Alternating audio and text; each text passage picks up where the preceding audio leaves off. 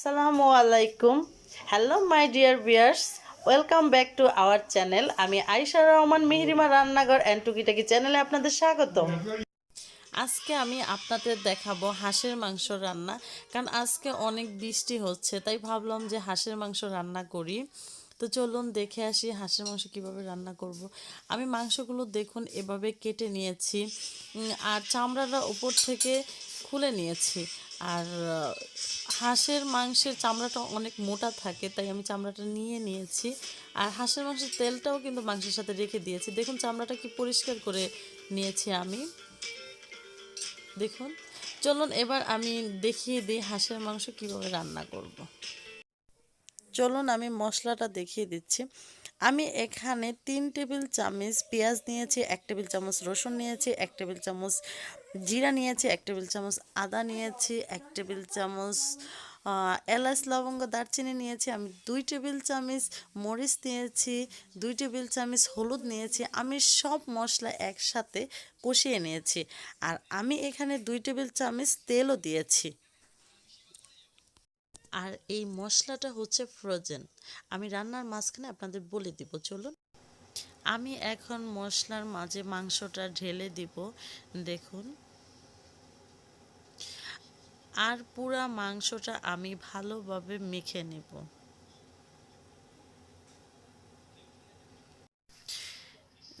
দেখুন মাংসটা আমার মাখা হয়ে গেছে।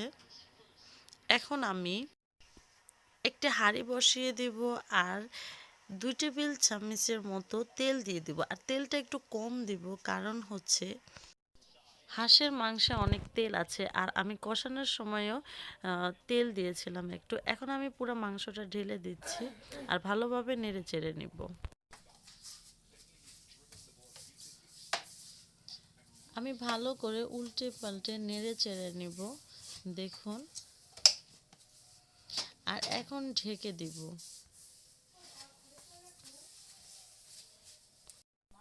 আমি 3 মিনিট পর এখন ঢাকনা উঠিয়ে নিয়েছি। দেখুন হাঁস থেকে কিন্তু তেলটা ছেড়ে দিয়েছে।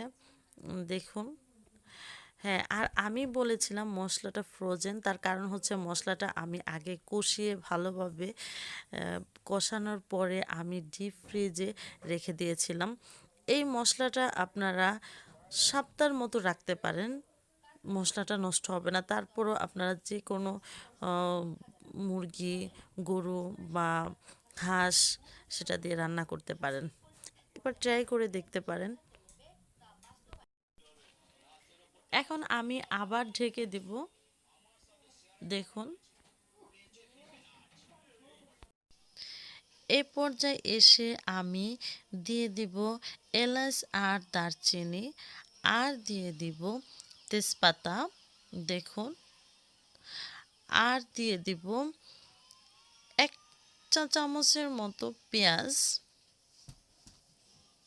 এখন আমি ভালো করে নেড়ে চেড়ে নেব।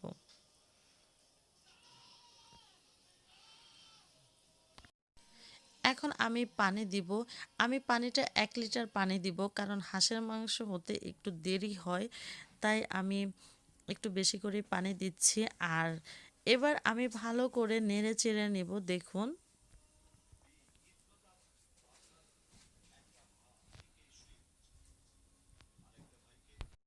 এবার আমি আবার ঢেকে দিব। দেখুন, এই পর্যায়ে আমি দিয়ে দেব কাঁচামরিচ। এখানে আমি 6 থেকে 7টা কাঁচামরিচ দিয়েছি।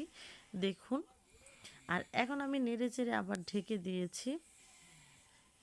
এভাবেই আমি পানি শুকানো পর্যন্ত বারবার নেড়ে দিব আর ঢেকে দিব, কারণ হাঁসের মাংসটা একটু সেদ্ধ হতে দেরি লাগে, তাই আমি বারবার ঢেকে দিব আর নেড়ে দিব। দেখুন,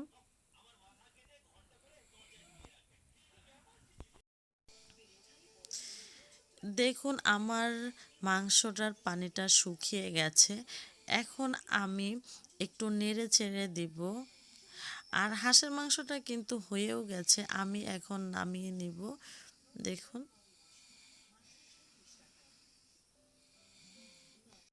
দেখুন আমি হাঁসের মাংসটা নামিয়ে নিয়েছি। দেখতে কি সুন্দর হয়েছে দেখুন ভিউয়ার্স, আর খেতেও কিন্তু অনেক টেস্টি হয়েছে। আর ডিপ ফ্রিজে রাখা মশলাটা দিয়ে যে এত টেস্টি একটি রান্না হয় আসলে ট্রাই না করলে বোঝাই যায় না। আমার রেসিপিটা আপনাদের কাছে ভালো লাগলে বেশি বেশি লাইক কমেন্ট অ্যান্ড শেয়ার করবেন আর আমার নতুন নতুন রেসিপি পেতে আমার চ্যানেলটিকে সাবস্ক্রাইব করুন আর সবার আগে আমার নতুন রেসিপিটি পাওয়ার জন্য বেল আইকনে প্রেস করুন।